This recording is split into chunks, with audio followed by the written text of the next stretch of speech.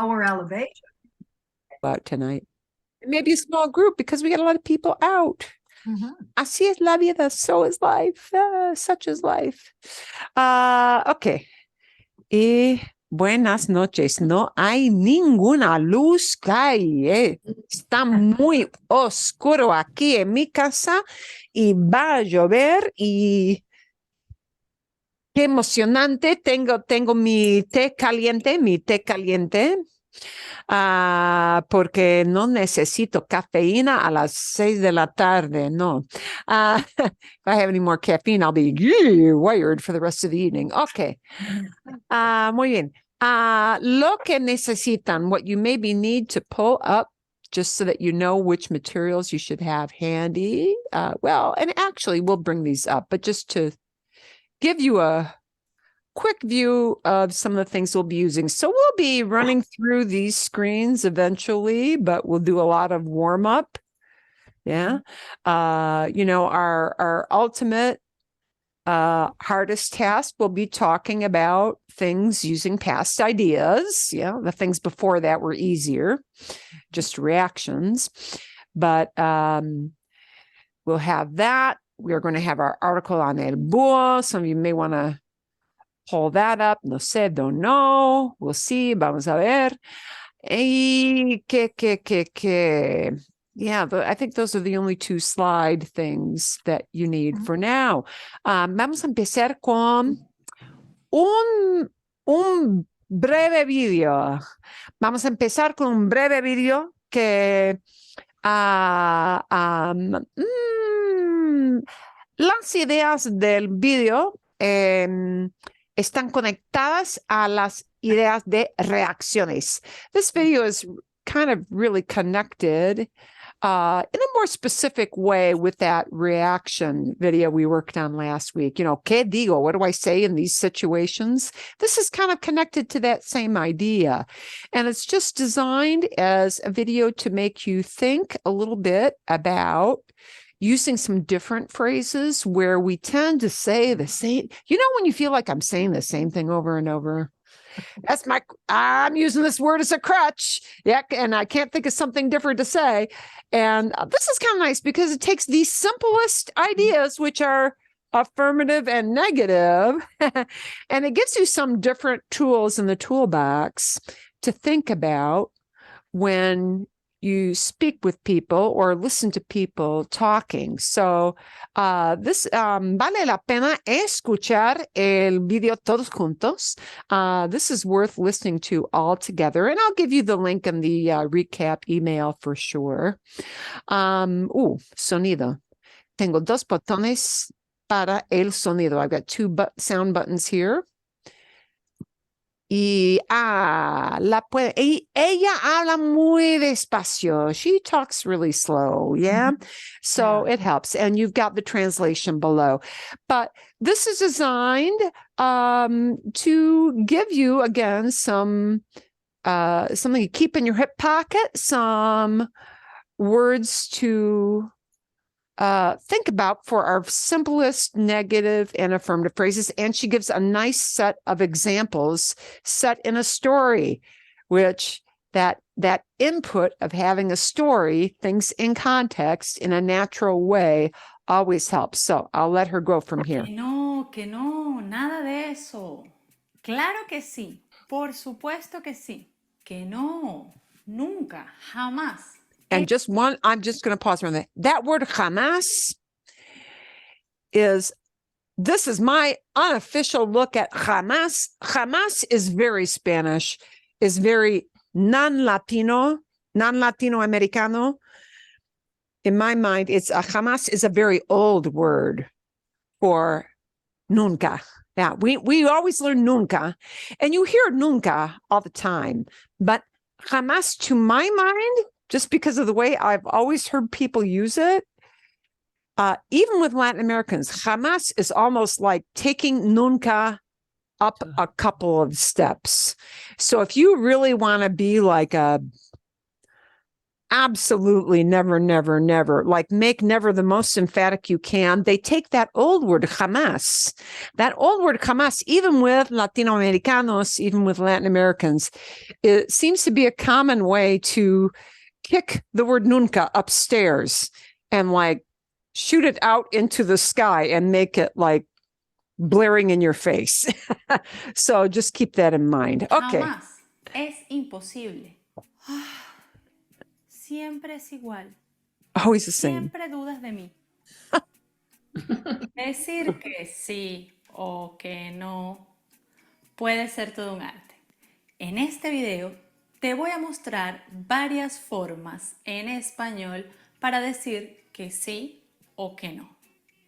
Aprenderás a usar estos adverbios como un hablante nativo y al mejor estilo Story Learning, con una historia. Pero primero un truco. En español, a diferencia del inglés, el adverbio de afirmación o de negación suele ir antes del verbo. Por ejemplo, en español decimos no puedo.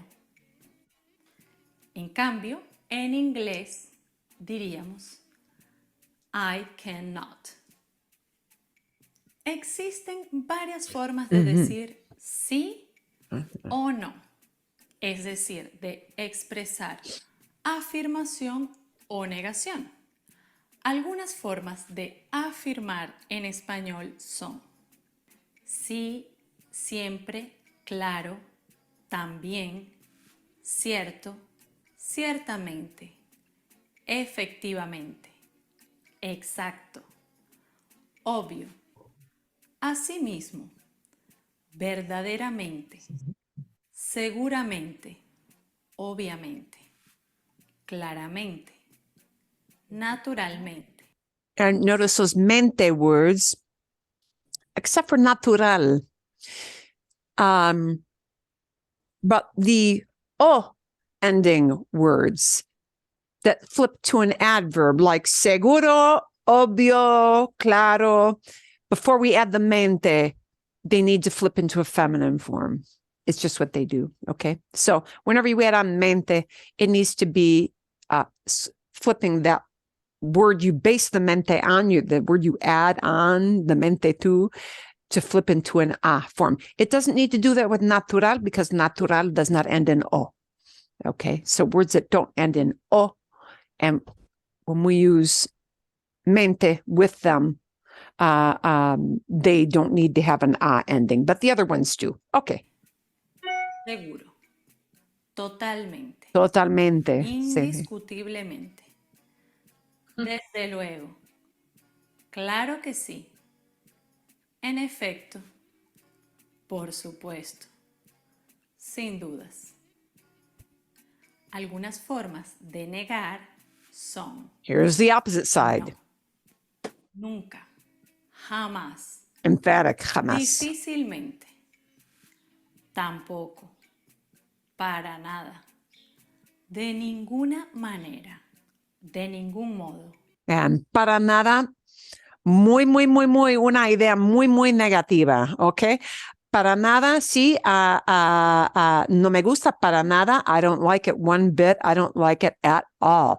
Para nada, not at all. Ok, bien. Muy importante. Es muy común. Nunca más, ni siquiera, sin siquiera. Ahora sí, veamos cómo usar estos adverbios en contexto con una historia. La historia de una de las plantas más famosas del mundo. Hay una planta verdaderamente muy popular en América Latina. Yo conozco bastante esta planta y seguro que tú la conoces también. Sí, seguro. Esta planta se usa para producir ron, aguardiente, melaza, combustible, papel y azúcar. Sí, estoy hablando de la caña de azúcar. Exacto, el azúcar viene de la caña de azúcar. El el mayor productor de azúcar del mundo es, sin dudas, Brasil. Brasil produce el 40% de la caña de azúcar mundial. Pero te voy a revelar algo totalmente increíble. La caña de azúcar no es de las Américas. ¿Qué? Imposible. De ningún modo.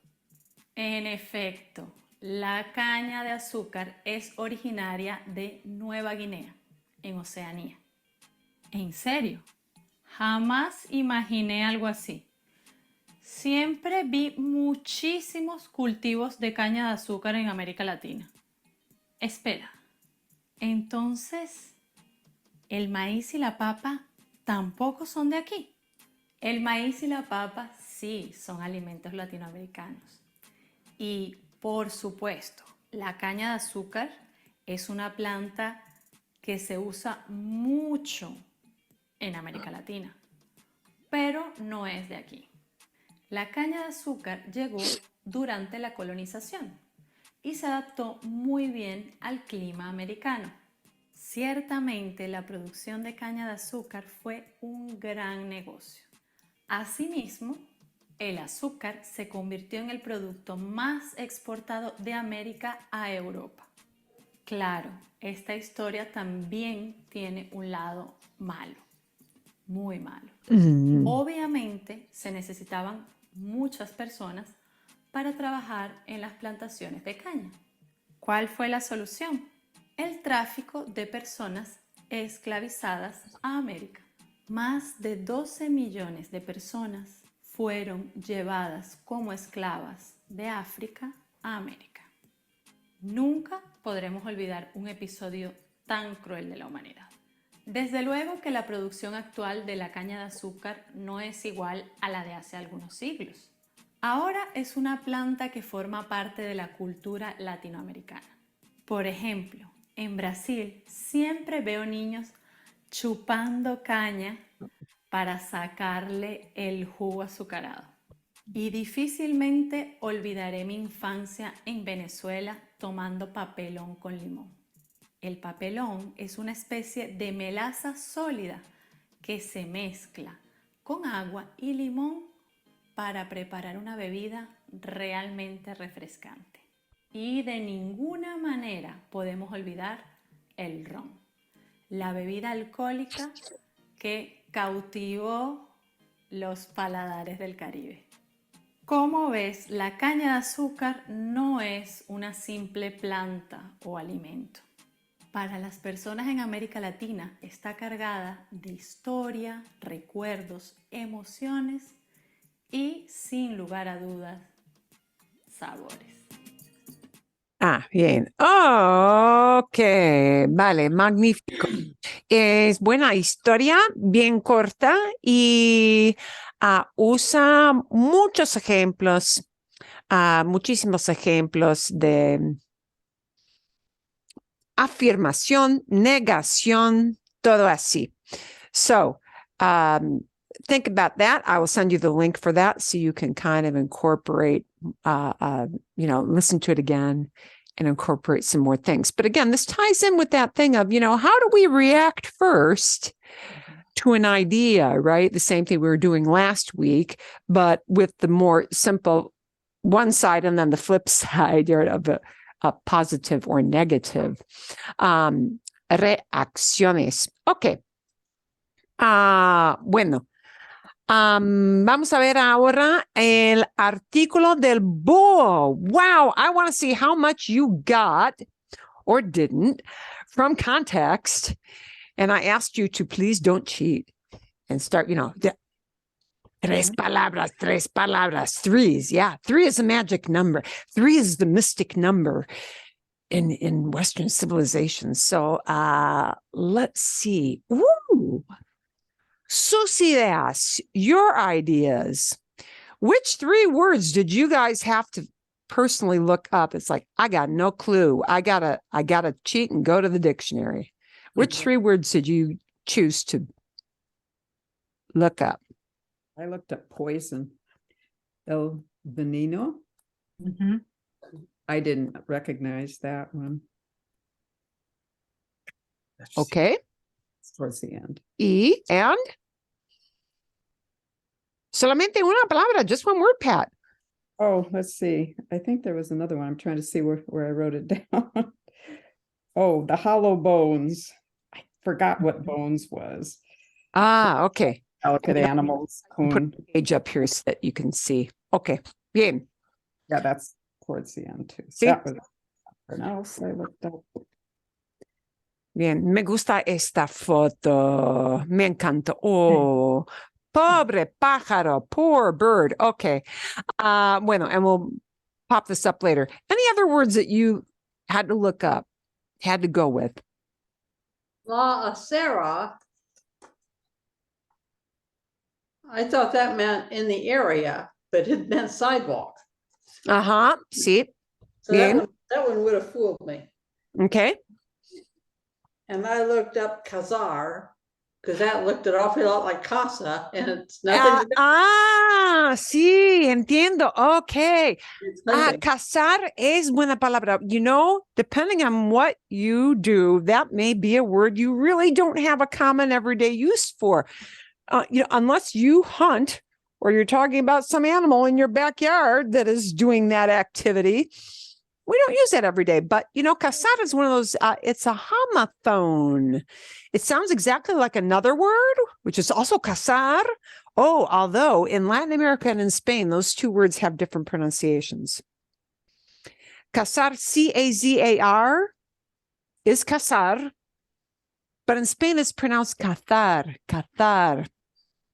So in Iberian pronunciation, not a homophone, people know what it is, right? As opposed to casarse, right? Yeah, casar, to marry. Okay, cazar, to hunt, right? Okay, bien. I also Otra. had to look up the word for bones because that looked to me like eggs, a lot like eggs. I would have gotten Oh, okay. La Yeah. H because of the H at the start of the word. yeah. Yeah. Was that what got you too, Pat? Yeah. See the H. Yeah. Okay. So a lot of times, you know, this is sort of a corollary of my high school students used to say, oh, I know that number. It's the one that's the long one that starts with C. And it's like, what long number that starts with C? There are a bunch of them. But yeah, a lot of times we get a certain word order, and huevos is one of those words you learn early on in Spanish because you know, eggs, we talk about foods. It's one of those common words you learn, but then you start to see it in combination. Ooh, that looks like a word I think I should know, but it is different, isn't it? Yeah. So huesos and huevos are two different things. Muy bien, muy bien. Okay. Otras cosas. Any other words that you looked up? Punzadas. Oh, what one? Punzadas about my de reception. hombre. Stabbing pain. Stabbing pain. Yeah, punzada. Okay. Punzadas. Yeah. Algo más? Any other words you looked up that surprised you, stumped you? Algo así? No. I Nada. didn't look up. Okay. Oh, and Karen, we can't hear you because you're on mute. There you go. No, I tried to read it without looking things up, and I'm sure I didn't get everything right, but I was going to go back and do it again, but I never found the time. So No, resist. That's okay. Resist the urge. Okay. Should we do a little quick walkthrough? Yeah. Sí? Bien. Mhm. Okay, vale. And we'll see how much you got and how much you might have missed. And sometimes when I translate, it's really more interpretation than translating because, you know, word for word doesn't always work. So yeah. Un buco que escapó del zoológico. So one thing I do want you to notice when you read through an article, when you get a bit of reading, because I'm going to give you a different reading for the coming week. Sometimes don't let the tense stump you so much as just like you look at that word and you know it has to do with getting the heck out, right? So don't Yeah. worry so much about the time slot now, but you know, that punching O at the end is always a pass, is always a preterite, right?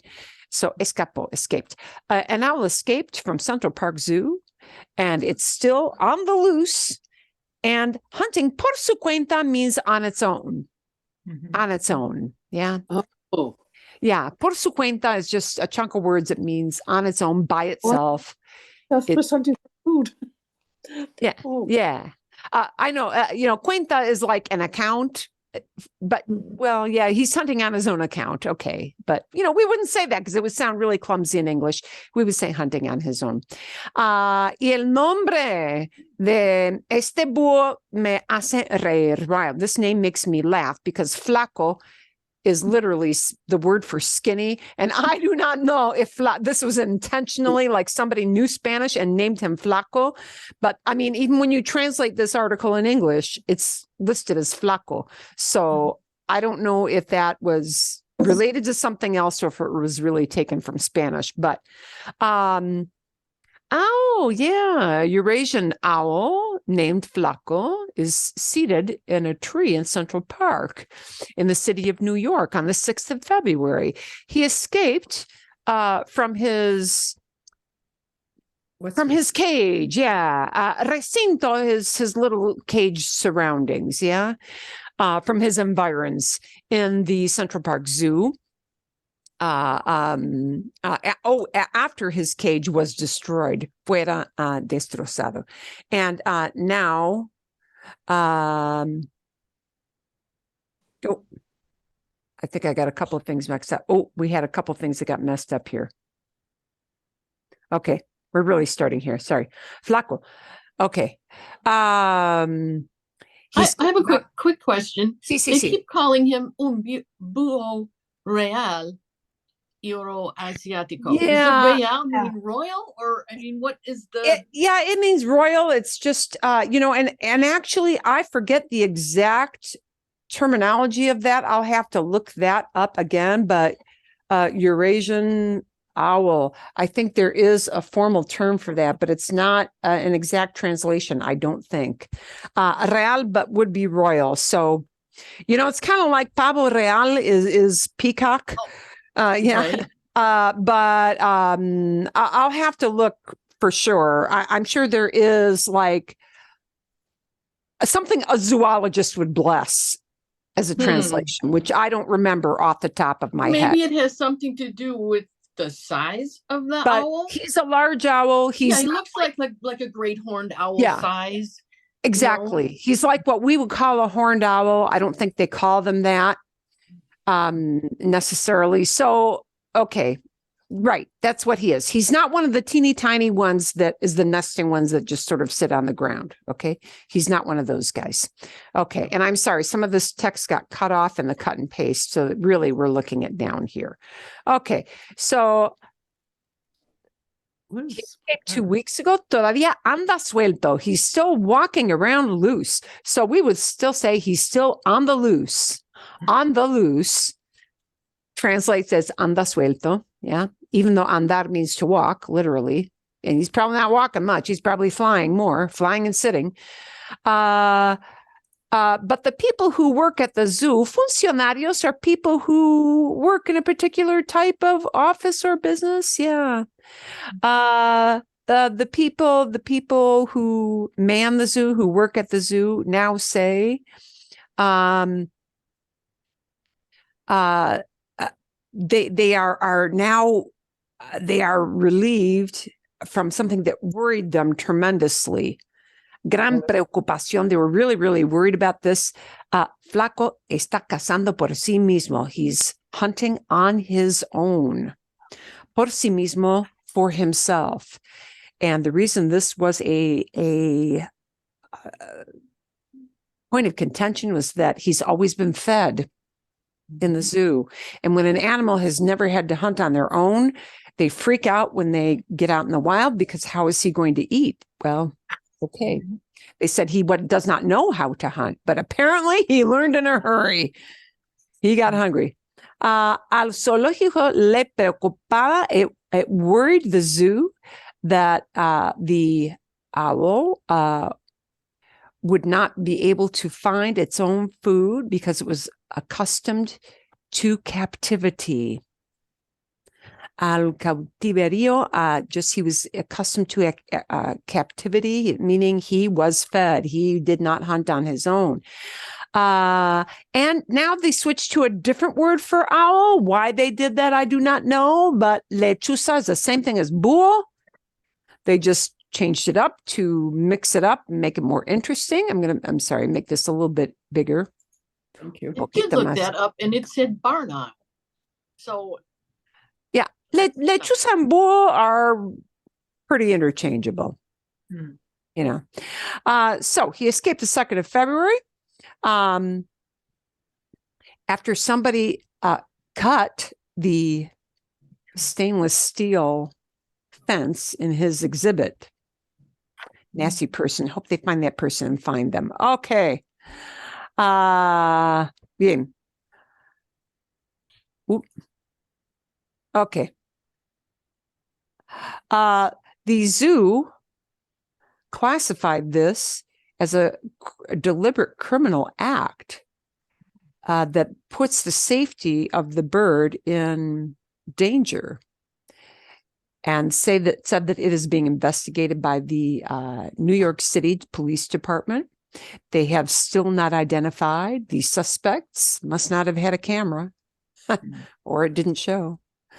So workers at the zoo have been observing the bird close up since his escape. That they tells us since. While he spends his days in Central Park. I'm not going to spill the beans because I think they treat this later on. Observers have seen a huge improvement in his flight abilities and in his ability to manipulate or work his way around with confidence. Maneuver around the surroundings of the park, or he was maneuver his way around the park. Yeah.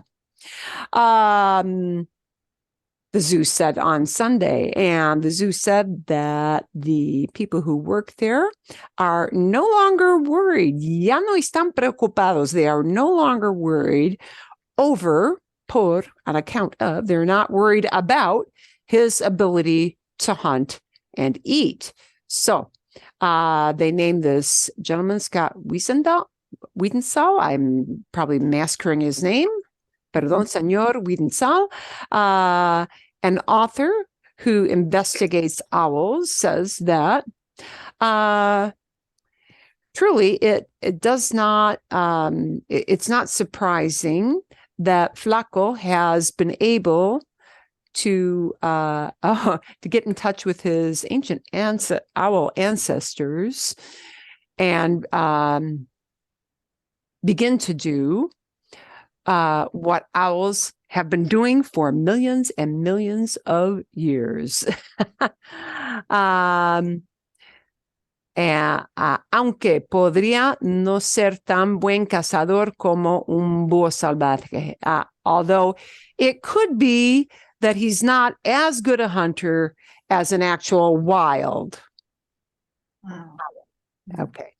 So, he's doing well enough to feed himself, probably not as good as one that's been doing it all his life. Un búho salvaje, salvaje is wild. It looks a little bit like our word savage, doesn't it? Yeah. Búho salvaje is a wild, an owl that's out in the nature, wild. Okay. And these owls feed themselves principally on small mammals, mamíferos, mammals. And it is known that Flaco prefers rats. Flaco prefers rats, so he might not remain Flaco skinny very long. Aprovechar means to take advantage of, and this is just put in conditional, which makes it a like a hypothetical tense. But they would take advantage of opportunities to eat other types of prey, like birds. So, yeah, birds, rats, cats too. They take cats. I know that for sure. I've known people who've lost their cats to owls. Okay.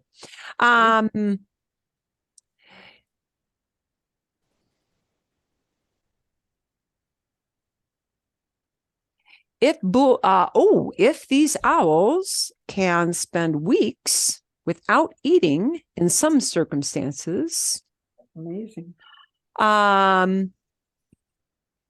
the metabolism of the birds is high. This word aves is a more sophisticated, a more zoologically scientific word for the whole category of all birds. So you often see aves used to talk about all birds instead of the word pájaros in a more scientific sense. Okay. So bird metabolism is high. And hunger pangs by the 4th or 5th day probably did it. Incentive. Probably served as a good incentive. Probably served as a good incentive so that Flaco would discover hunting. Should La casa that would... word, pregunta, Sí, dime. should that word dia for cuatro or quinto dia be dias? Or should it be plural? It looks Here like for before the 4 or word 5 dia? days. Yeah, the word dia, should it be dia? Should it be plural? No, it should be dia. No? Dia is always Dia. dia. Nouns remain the same. So dia is a noun, and cuarto, quinto is just talking about how many days or what order.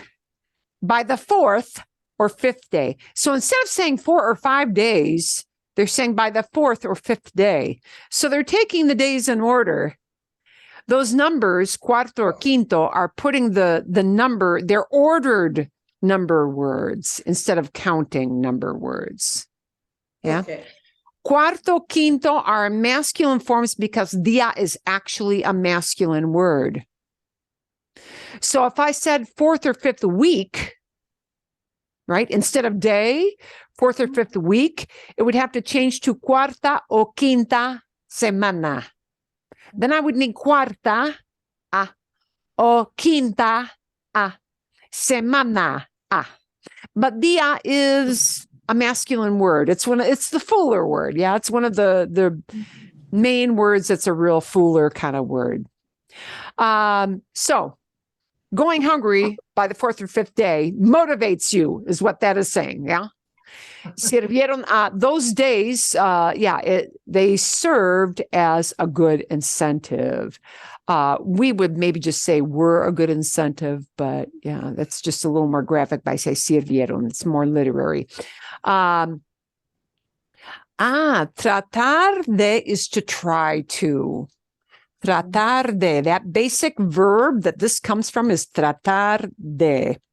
So the zoo has tried to Recover? recuperate. They've tried to recover him, recapture him. They've tried to catch him. See? Atrayéndolo a la comida familiar. Attracting Attracting him with what kind of food? dead rats. Yeah, familiar food, dead rats. Because see, in captivity, they don't feed them live. Well, some do, but in this case, they did not. He was used to dead rats, right? Lo que no ha funcionado hasta ahora, which has not worked up until now. Las aves son animales delicados. Birds are delicate animals. And here are a couple. Oh, sí, pregunta, question? Here comes some of the words that got you kind of stumped. Con huesos huecos, with Hollow. hollow bones. So we do know from our high school biology that all birds, even if they're big ones, they have hollow bones. This is what allows them to fly, of course, right? Con huesos huecos, hollow bones. Y plumas que se rompen fácilmente, and Feathers break. Feathers that are easily broken. feathers that are easily broken, feathers that get broken easily. Okay, dice Wiedensaul, says this expert. Okay. También están significantemente armados, and they are Armed? armados. Armed. They're armed. armor? So they're armed con garras enormes. Claws? I don't know. Yeah. Claws. Garras with enormous claws y poderosas. These claws are not only big, they are Powerful. powerful, right?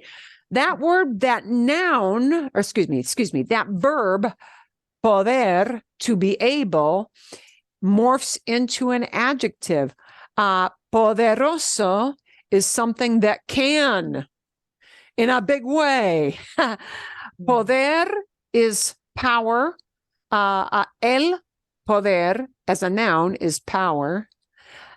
Poder as a verb is can, meaning you have the ability, yeah? And poderoso morphs into an adjective.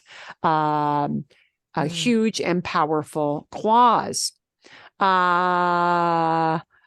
lo que puede perseguir a flaco con redes, podría dañar tanto al ave como a los humanos involucrados.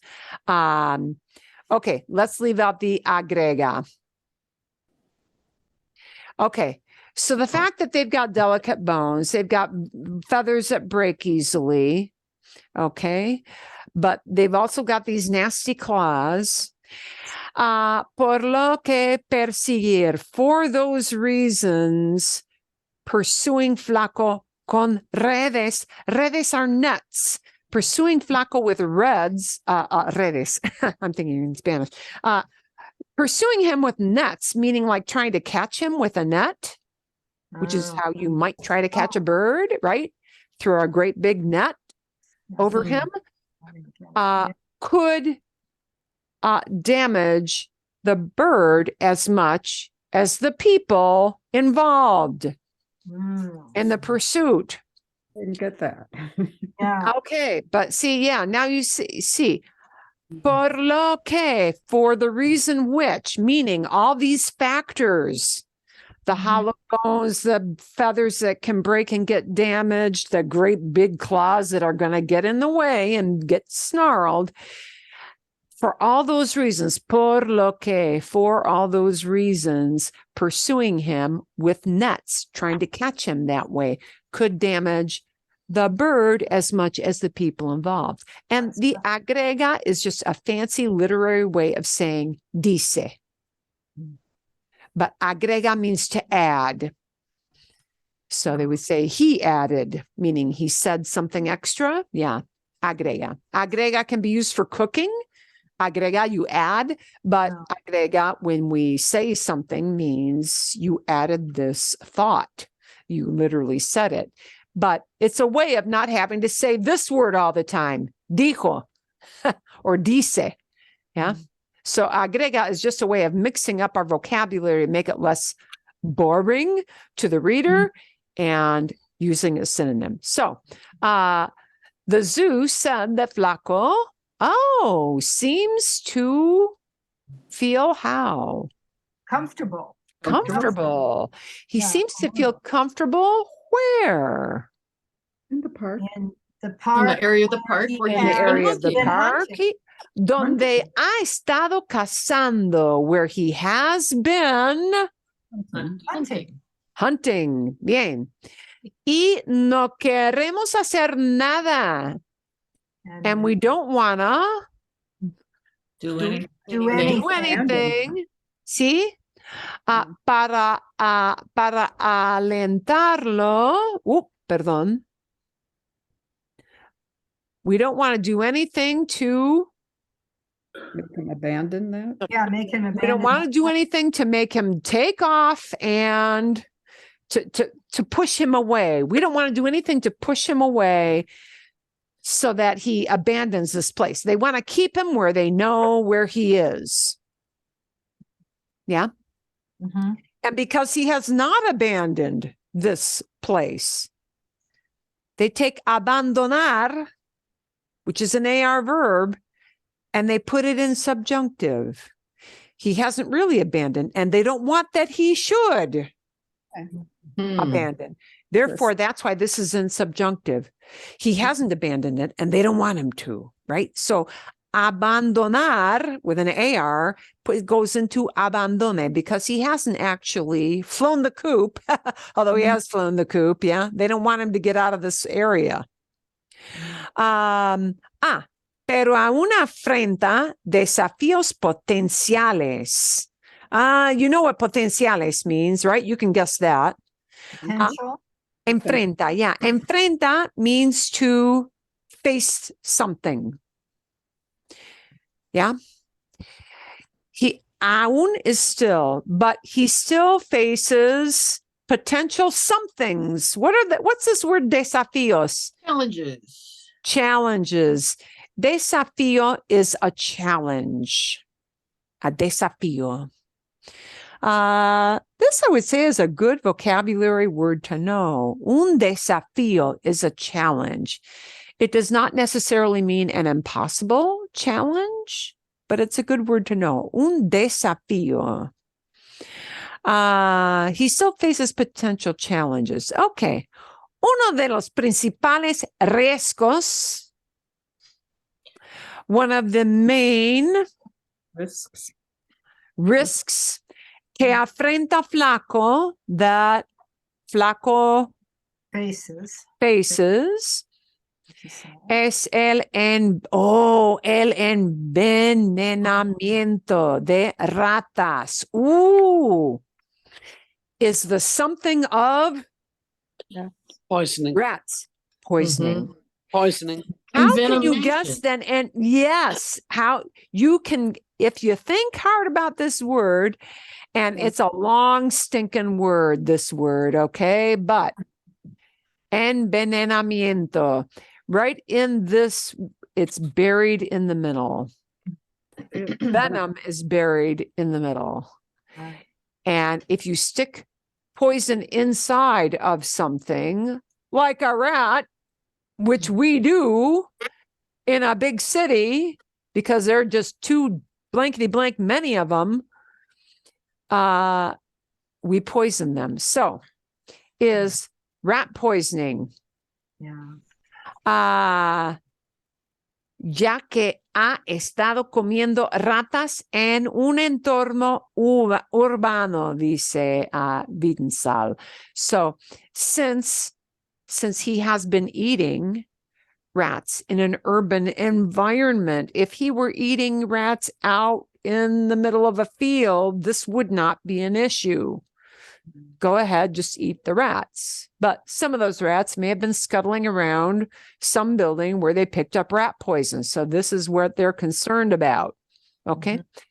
And if you couldn't figure out this word here, if you say, I'll just leave that aside for a while, when you come down here, el veneno is a more obvious word that looks like venom, right? So venom for rats, you know, we wouldn't say venom, it would say poison. Yeah. Rat poison is certainly capable of Killing a bird. Killing a bird. killing a bird, he says. Okay. So, you know, but even at little small, but even at levels, subletales. Subtle. That's what I guess. Less Subtle. than, yeah. Subletal, letal is lethal. So subletal is Sublethal. Not lethal. Even in, and we would probably say non-lethal. Non-lethal would be subletal, right? Pero incluso, but even at non-lethal levels, niveles level, there are health problems with this. Okay. Yeah. Bien. Debido a que los venenos para ratas son anticoagulantes. Wow, you can guess that word. Given, debido is given or owing to the fact that rat poisons are Anticoagulant. anticoagulants, right? Yeah. Los búhos que los comen pueden sangrar por cortes. Owls that eat them can bleed on account of. The por means because of. Can bleed because of cuts. Wait a minute. Cuts que de otro modo sanarían. They bleed from cuts that otherwise would have healed. Okay. The anticoagulant means they will not stop bleeding and they'll bleed out if they have too much venom in their system. That's what that's talking about. Okay, bien. Flaco también podría salir volando. Flaco could also take off flying, take off from the park flying en cualquier momento. Any moment. At any moment. So he could bug out of there. He could fly out of there in a hurry. Y hay un mundo de tráfico ahí fuera. There's a whole Traffic. lot of traffic. whole lot of traffic. Yeah, fuera, outside of that environment. So they want to try to keep him in this Central Park environment, even if he's not in the zoo. And by the way, they've had a lot of volunteer bird watchers volunteering to come watch him and report. So that's been a nice thing the people of New York have done. Hacer que el bull vuelva al cautivero no solo es bueno para su seguridad, making the owl return to captivity is not only good for his safety, también es bueno para el ecosistema de Central Park. Okay, we don't need to translate that, right? Podría tener un gran búho como no nativo ocupando espacio en Central Park, donde las especies nativas de búhos posiblemente podrían eventualmente establecerse. You'd hate to have a great owl, right? Meaning he's not one of those itty bitty ones, a non-native huge owl, taking up space, occupying space in Central Park where native species of owls possibly could establish themselves. Because, you know, now you're encroaching on native owls' natural environment, right? El zoológico continuará monitoreando a Flaco. They'll continue monitoring him. That's a future tense, just so that you know, but you get the idea of continuará. It looks like continue, right? And monitoreando, monitoring. So they'll continue monitoring him. Aunque no tan intensamente, although not so intensively. Los observadores de aves han estado observando al búho desde su escape. So bird watchers are observadores de aves. Yeah. People who do this for a hobby are observadores de aves. Bird watchers. And notice we don't use mirar for watch. We use observador because that really is a better word for what bird watchers do. Observar, yeah? Bird watchers have been observing him since his escape. El zoológico dice que confía en poder seguir sus movimientos. Confiar is trusting. They trust that they're able to follow his movements. Agradecemos comes from agradecer, and gracias is buried in the middle of this. So this verb means, Be Thanks. yeah, agradecemos. We give thanks. So we thank or we give thanks to all that have been working for the recovery, the safe recovery of the owl. Y comprendemos la importancia de una buena etiqueta de observación de aves mientras lo observamos y fotografiamos. Fotografiamos, sí, okay. That, you know, everybody's doing things by the right rules, right? Bird watchers know how to not scare the animals and do it right. And I love this. Tuitear is a verb. El Distrito 19 de la Policía de Nueva York tuiteó, the 9th District of the Police Department of New York tweeted the 2nd of February. Oh, okay. I didn't know that Tuitear, one. Didn't get that. tuitear is a verb that is Didn't get blessed. that. Yeah. Tuitear, tuiteo is a verb and it's the preterite of tuitear. So the police tweeted that que la policía había encontrado la lechuza en la acera de la Quinta Avenida. Wow. The police had found the owl on the sidewalk of Quinta Avenida, Fifth Avenue. Oh, I knew no. that. I know why Poco you were doing después, wow, poco después de su fuga.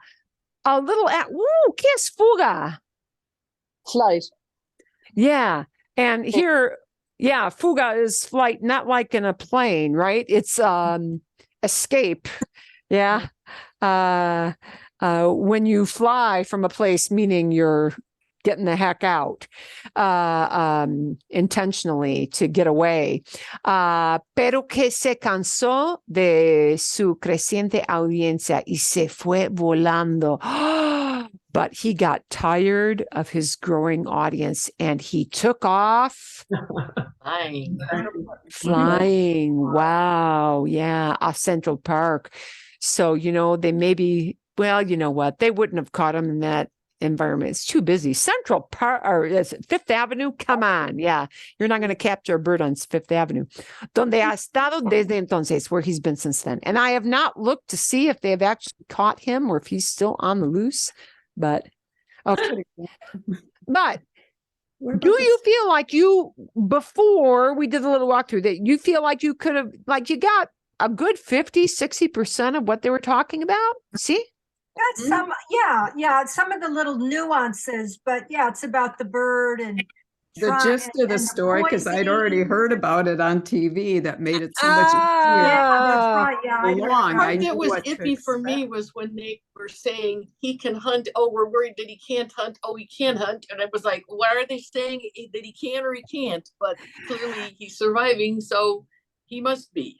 Yeah. Figured So I don't know his current status. I'll have to look that up, see what's happened with him. I'm sure somebody's got news about it now. But you're going to get a different article this coming week.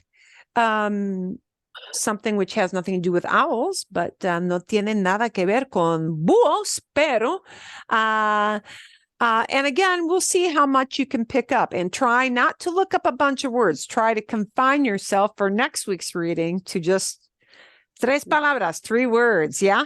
And with the verbs, just look for the general core word. Don't worry too much about the tense. You may later be able to distinguish, like on a second reading, whether they're talking about now or past, or you might be able to guess future. You probably won't recognize conditional so much, but, you know, verbs generally tend in these articles to be either presente or some kind of past. A lot of it will be past if it talks about what happened.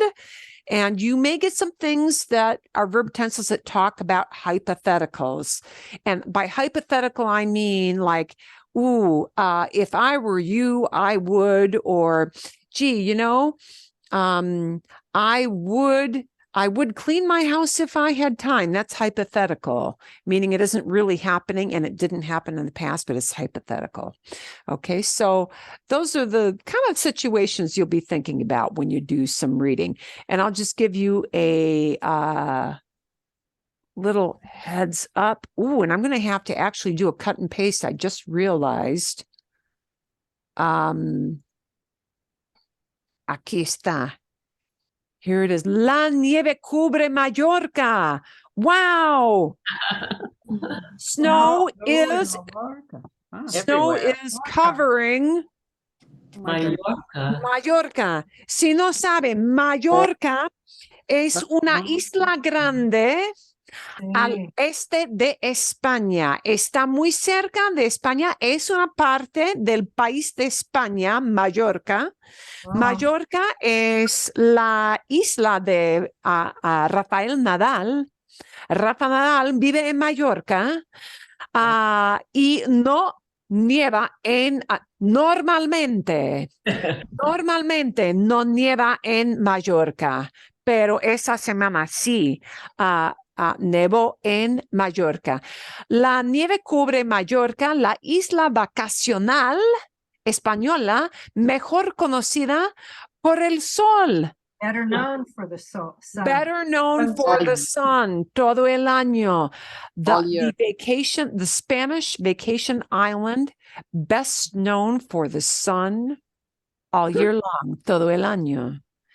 And I will not be able to cut and paste the video for you, sadly. But wow.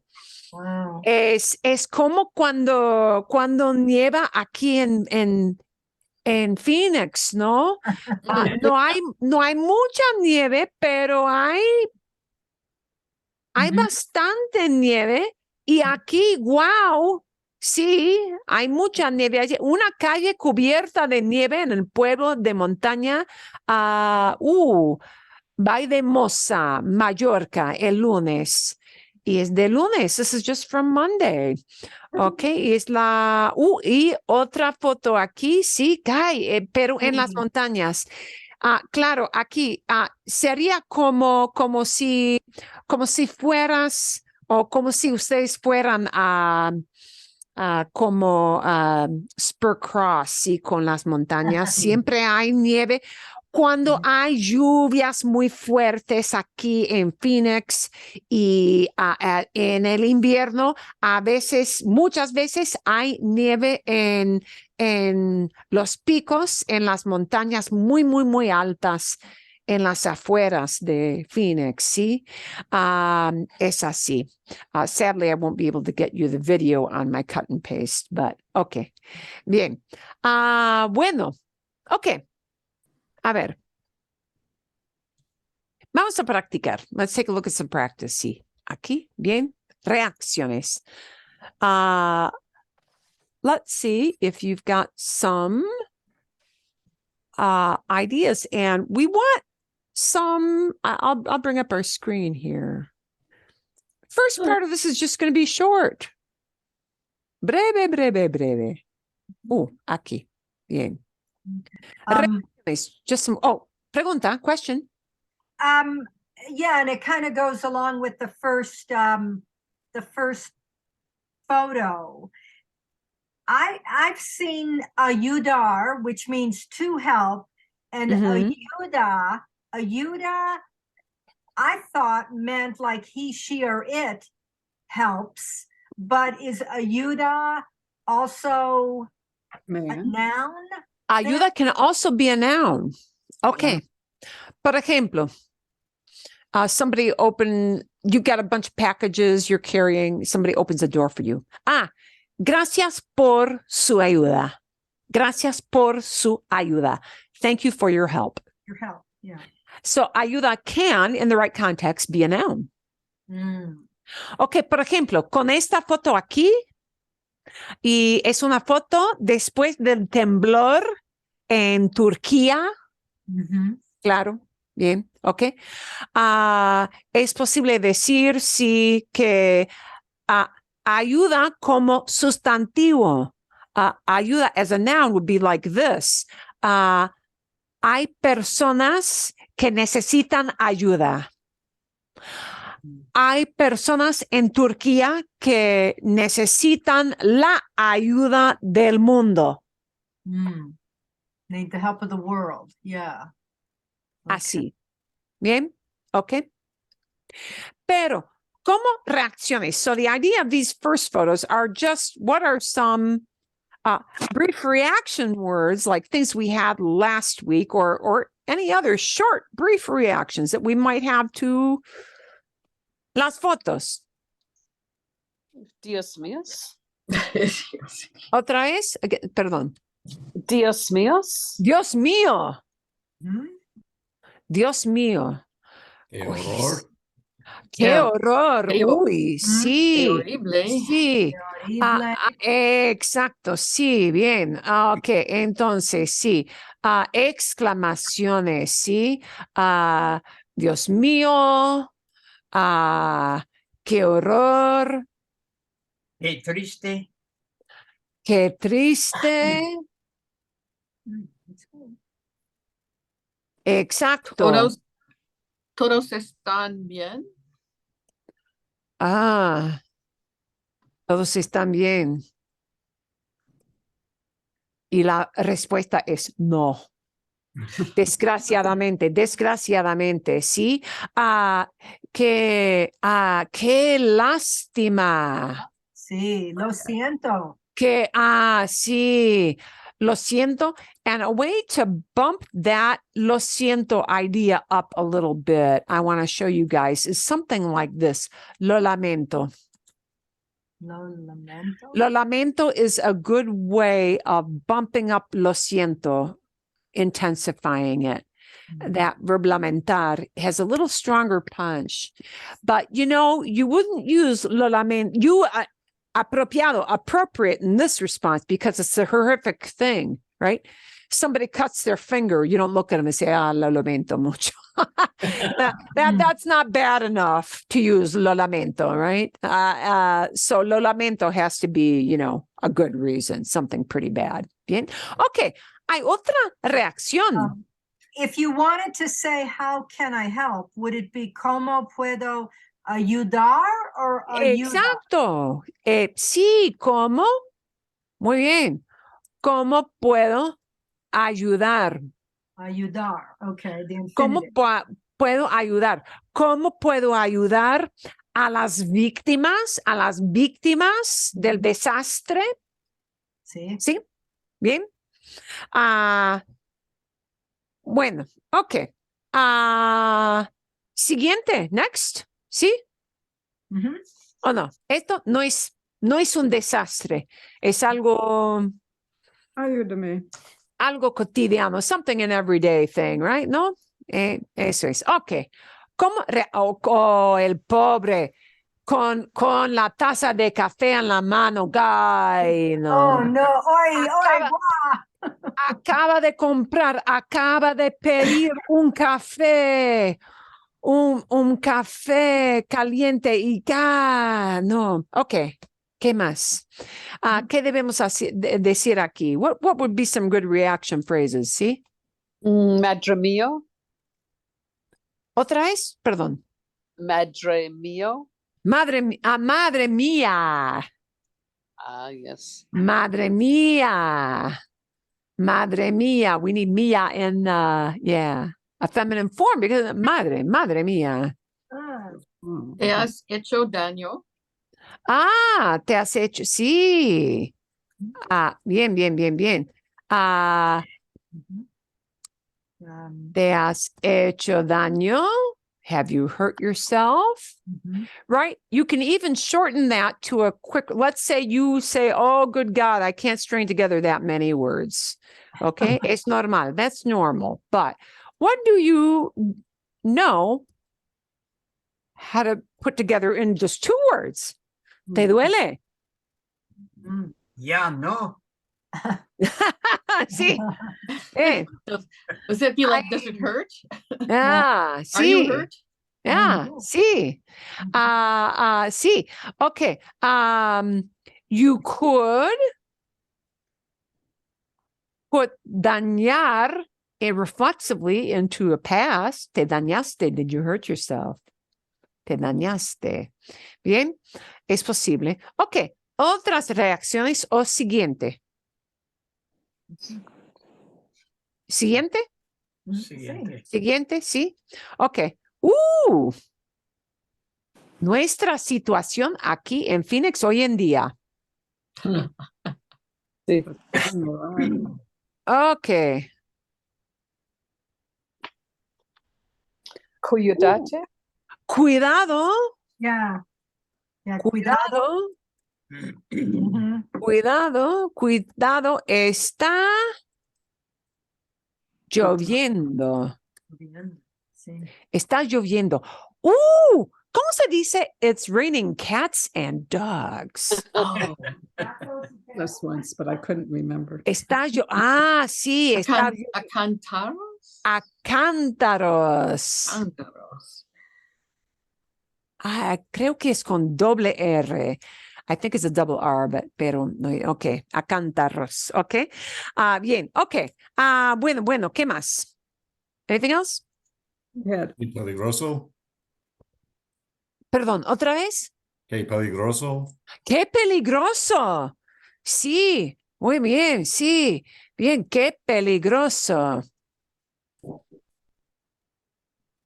Fantástico. Ok. A veces simplemente we can take this cuidado idea and turn it into a verb. Cuídate. You're really close. Cuídate. Cuídate. Cuídate for somebody you know well. If you want to say to somebody you don't call on a first name basis, it's perdón. Cuídate. Cuídese, cuídese. Sí. Cuídense if it's a car full of people. Posible, sí. You're talking to everybody in the car, sí. Cuídate a una persona, cuídate. Ok. Vale. Bueno. Siguiente. Una situación muy feliz. qué precioso. Una situación feliz. Reacciones, just gut reactions. He's got a new ¡Qué baby. precioso! ¡Qué precioso! ¡Qué precioso! Exacto. now do you need to say K in front of that? Es normal. Okay. Precioso. ¡Qué precioso es tu bebé! You can talk to the bebé. ¡Qué precioso eres! How cute you are. ¡Qué precioso eres! Bien. Precioso, sí. Well, you get the idea by just saying precioso, sí. Pero es más natural as just bursting out of your mouth es qué precioso.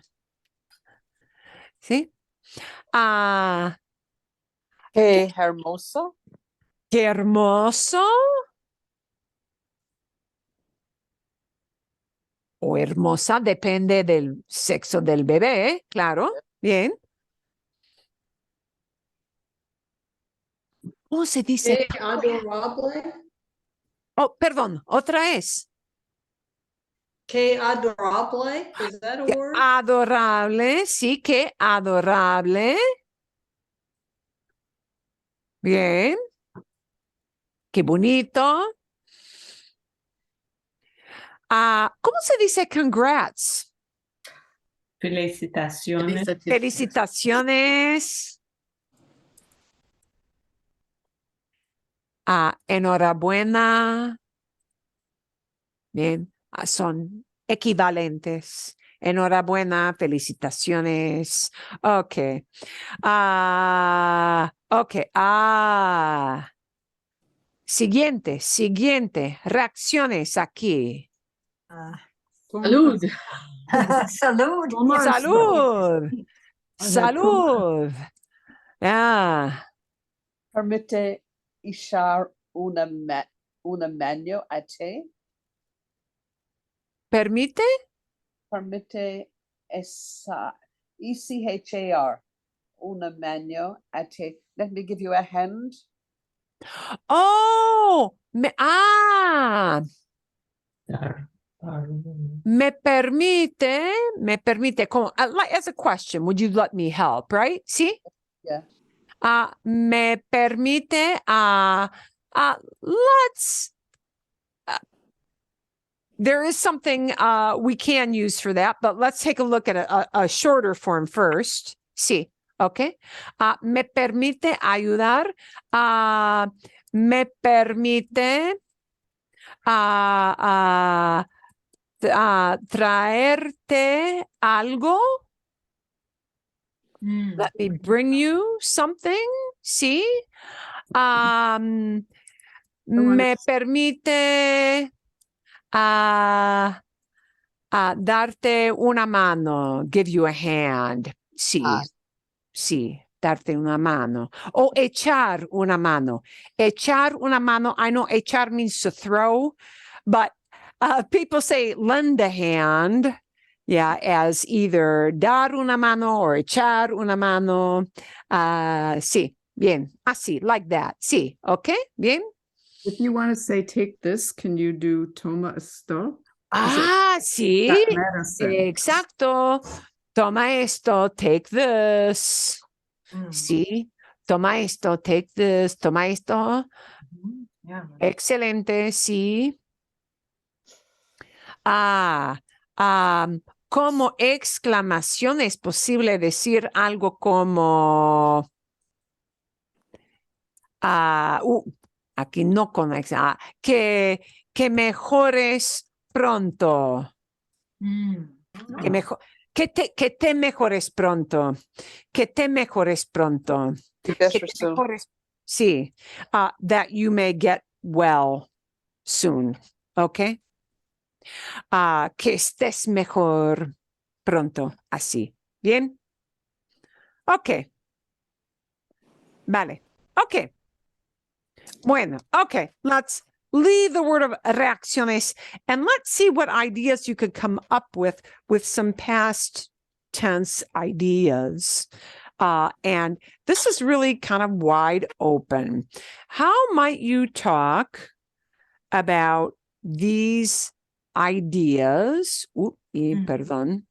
How might you talk about these ideas? And you can really say anything in the past, but keep in mind when you say your ideas in the past that pretérito is going to be used if you want to relate events that happen. Let's say you want to talk about what happened before this picture was snapped or after this picture was snapped. But if we're just describing what was going on, if we're just describing how something looked, let's say, at that store, then you don't want to use pretérito to describe. You want imperfecto, right? So, okay. Algunas ideas, any ideas here of some things we could use to talk about this picture in the past? In the past, yeah. Mis amigas amaron mi nueva camisa mientras yo demostraba la. Okay. Mis amigas, I'm not catching that verb. Mis amigas. Amaron, loved. Admirar. Admiraron. They admired. They admired, okay. Admiraron. Okay. Admiraron. Make sure you say all your syllables, okay? Admiraron. Yes. And that's a long word, isn't it? Yeah, sí. Admiraron la camisa o la chaqueta o lo que no sé exactamente qué es, pero la camisa, la chaqueta, mientras, while les demonstraba. Okay. You're almost there. Okay. The les is really, really good. Okay. Instead of demostrar, probably just mostrar. But the les is really good because you're thinking, to them, I am showing it. Showing, right? Mientras les Les mostré. What about, well, you say it's while, so you were doing it for a while. Could that be imperfect? Mostraba? Oh, mostraba, sí. Sí. Mientras les mostraba la ropa, por ejemplo. ¿Sí? Mientras les mostraba la ropa. Oh, even a little bit better, but this starts to get complicated, and this would be tough for you to do off the top of your head. What normally you're going to do, you're going to take whatever this thing is that you talked about before, and you're going to turn it into this. The la camisa is going to become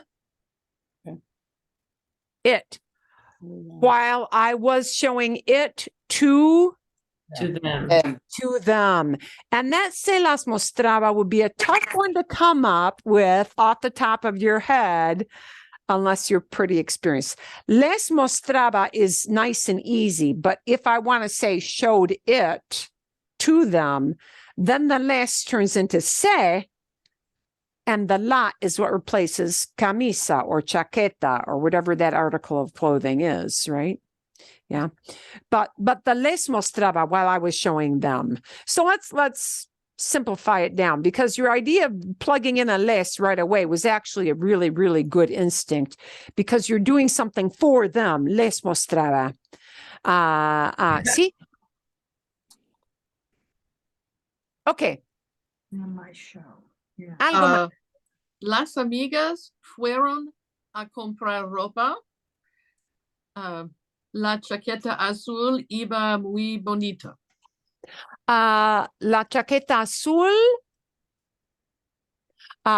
Azul era muy bonita. Era, not iba. No, not iba, because iba would mean it was going somewhere. Yeah, sure. It sprouted legs and it started walking. Sure. Unless it's covering the bull, which has escaped, it's not going to do it. La chaqueta azul era muy bonita. Era muy bonita. And you know what? Actually, I understand how you made the leap from era to iba in this sense. When we go from English, learning the only three that are irregular and imperfect, we learn era, iba, veía. And people often, English, I cannot tell you how many times English speakers have substituted iba for era. This is not the first time it's happened, and it won't be the last. But era muy bonita. So what we can take out of this is that anytime that you're describing a person or a thing in the past, this word era, or the plural, say eran, with an N at the end, if you are talking about like a handful of clothes, maybe, yeah, a rack full of clothes. Era and eran, these are going to be the key words you use a lot when you describe things in the past or people in the past. Because era will be it was, and eran would be they were. So era, eran, era, eran. This is one of those words. Era with a description. Era alto. Era bonito. Era impresionante. Era roja. It was red. Era azul. It was blue. You want era to become a knee-jerk reaction to say was if you're describing in the past. Okay? Bien? Vale. Algo más? Anything else with this or no? Las mujeres fueron a la tienda de ropa. Ellas compró muchas cosas. Ahora ellas no tienen dinero. Fueron a la tienda de ropa. And compró. Y compró, no, not compró. Compraron.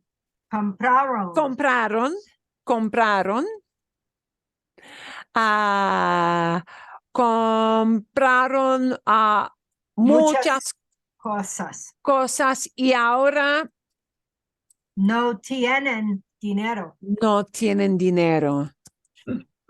Let's take this idea of tienen dinero and let's morph it into one not super complicated structure, but something a little bit higher up. Don't we often say, now they've got no money left? They're broke. Yeah. Yeah. They're broke. Yeah. Right. They have no money is fine because that's nice and easy. Let's look at a little more sophisticated but not too sophisticated way of saying that idea. But what we want to say instead is they got nothing left. No les quedan. Quedan. Oh, left. No over. les, sí, no les queda dinero. O no les queda nada. See, they got nothing left. Nada de dinero. Oh, that's cool. Would it be queda or quedan? Queda. Queda is what there is no money left for Okay. them. So it's like gustar in that sense. It's like gustar again. And the les is like gustar again, right? No les queda nada de dinero. No les queda dinero. But queda is only queda because it's the money that they got nothing of. Yeah. And this is a very natural way for people to talk about nothing left there, nothing left. But this, of course, is easy for our English brains to do. So that's fine too. I just want you to have like some extra ideas in your hip pocket that, you can pull up, right? Okay. So you would use quedar en vez de faltar. Faltar, yeah, I did you see, les falta. You can use falta, sí, falta is like a substitute today. But there we wouldn't use the no. We would take out the no because faltar already means lacking. Whereas quedar means left over. Yeah. Faltar means lacking. So it's already got a negative connotation. Whereas quedar could mean you have something left over. It's the no quedar, which means got nothing left. But sí, falta. Yeah. Les falta dinero. They need money. They lack money. They lack money. Yeah. Faltar technically is lack. And in English, unless you've got a really good piece of writing, we don't hear the word lack very much. That's probably not a good thing, but yeah. It's more of a formal kind of thing in English nowadays, right? But in a good piece of writing, lack is a fabulous word. Okay. ¿Cómo se dice tire? Neumático. Neumático, okay, sí, exacto, bien. There's another word that is easier to llanta, sí, llanta. Llanta is a much easier word to spit out because you don't have to think about some weird spelling, which the other one does, llanta. And I guarantee you, next time you drive through Phoenix, be looking in those neighborhoods for those signs that say Llanteria. Yeah. Llanteria is a shop. These area words are words for stores. So when you see Llanteria that it's a place where they Tires. work on tires. They patch tires, they inflate tires, they usually will sell you a tire, right? You can trade in your tires. So yeah. Perdón. Llanta and llantería are really good words to know. Okay. ¿Qué podemos decir? What can we use about this? ¿Cómo se dice flat? Pinchado. Pinchado, yeah, there are a bunch of words for that, actually, yeah. Pinchado is a little more colloquial. Desinflado. Desinflado. Or, you might even hear Deshinchado. Deshinchado might be a tough word to say, but those are kind of long. Okay, bueno, ¿qué podemos decir? What kind of verbs can we use to plug into some ideas here? Well, I got a question. If it's la lintana, wouldn't it be la lintana pinchada with an A La on the end? llanta? Llanta. Pinchada, wouldn't it have an A on the end as opposed to It an O? would, pinchada. Mhm. Yeah, okay, You would change it to an A because it's talking about llanta. Sí, exacto. okay. Okay. Digo maldita. Perdón? Puedo decir maldita. Maldita. Cuando, Maldita. Damn tire? yes. Sí. ¿Cómo se dice she had? She had a tuvo. problem. ¿Cómo se dice she had a problem with her tire? Tuvo. Tuvo, that would indicate it was an event. Problemas con su llanta. Con su llanta, sí. Exacto, sí. And tuvo problemas would mean, this was an event. You got problems. Tuvo, ay, está lloviendo aquí en mi casa. Wow. Okay. Okay. If we talk about she had problems, she had a flat, not as an event, but as a description, we would change tuvo into what? Tenía. Tenía. Tenía una llanta. Tenía una llanta. Sí. Desinflada. Desinflada o pinchada o así. ¿Bien? ¿Sí? Bueno, ok. ¿Cómo se dice she called the tire place? She called the tire place. Llamada, los personas de lantería. I don't know. Okay, let's take a look. Llamada can't operate without another verb. I would have to say she has called.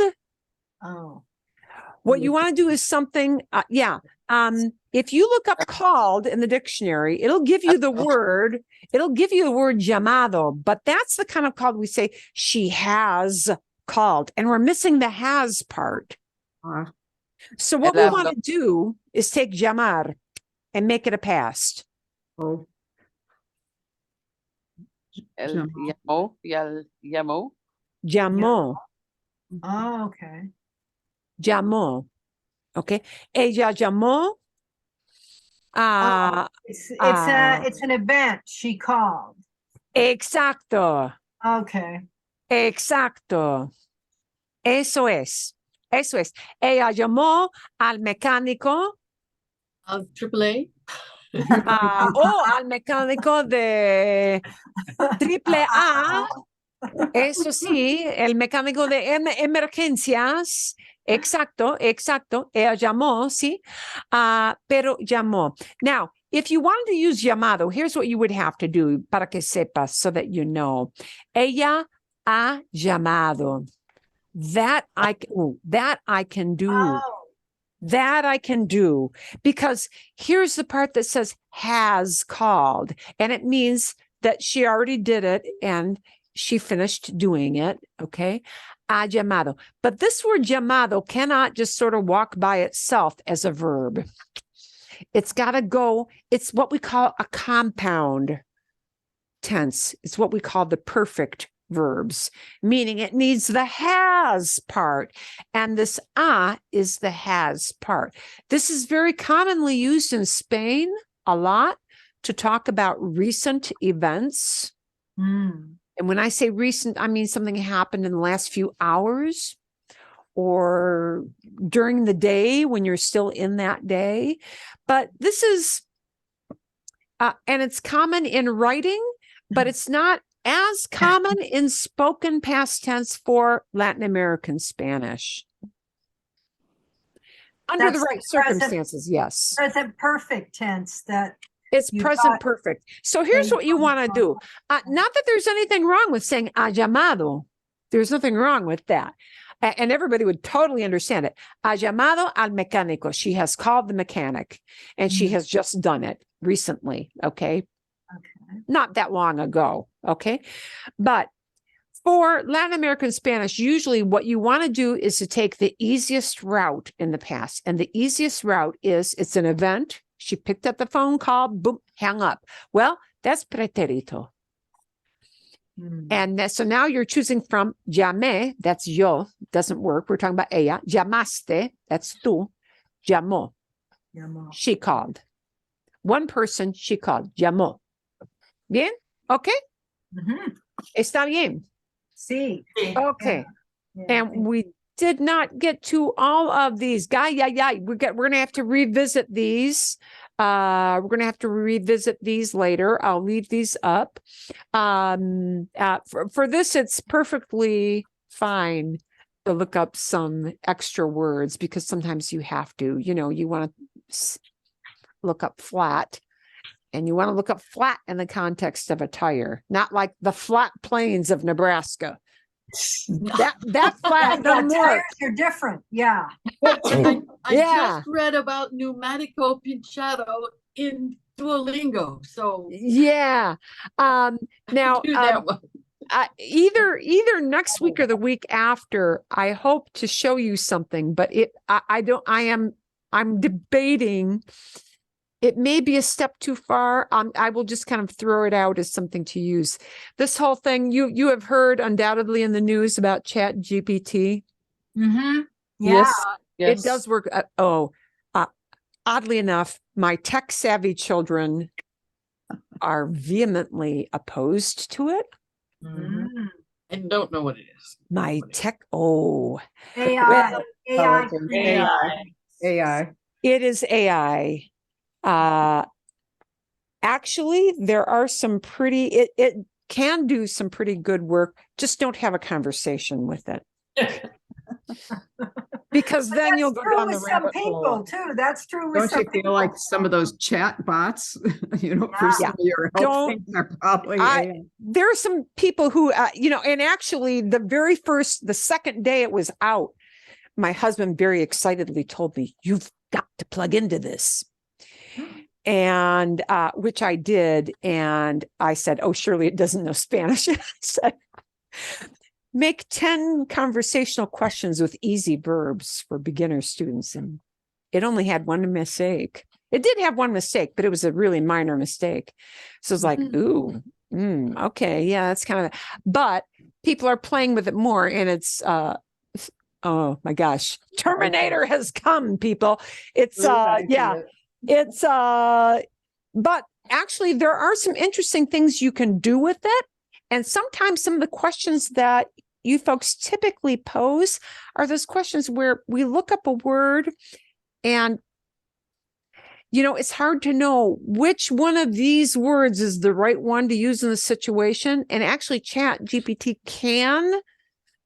can get you over that hump in certain circumstances.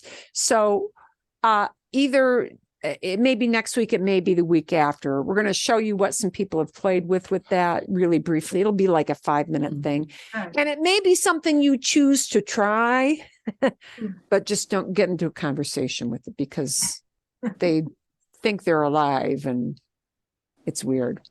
Although it's said that they are curtailing its abilities somewhat. Okay. La semana que viene. Next week, we'll finish up with these ideas. We're going to add some, we'll take a look at La Nieve en Mallorca. We'll take a look at that article. Only look up 3 words and see how much you can get out of context. Okay. So be strict with yourselves in that. And what is the video I chose for you for listening for this week? Ay, ¿dónde está? Ay, no, todavía no he decidido. I have not decided. I'm narrowing it down to 2 different things. Mainly because there's one I liked, but I'm not sure if you guys will like it. But it's cute. It's cute. So I'll make that decision tomorrow when I figure all this out. Okay, bien. So you'll get a nice listening video that won't be like too crazy fast, and the nice article, and we'll finish up with our drawings we used to talk in the past. Think of some things, like say 3 things that you can talk about that happened to you over the weekend when you come back into class, or happened during the week, the early part of the week. 3 independent things that are personal to talk about in the past. Bien? For next week? 3 cosas, 3 Okay. things. They can be 3 descriptions. They could be 3 events. They can be important. They can be, I cleaned the toilet. They can be anything. Okay. And then that video about yes and no in Spanish too. Yeah, I'll give you, Yeah, that looks good. I will give you the link to that so you can look at that again. And there may Yes. be some words you want to incorporate from that to assert certainty or assert negation. That can be an important thing to do. Bien.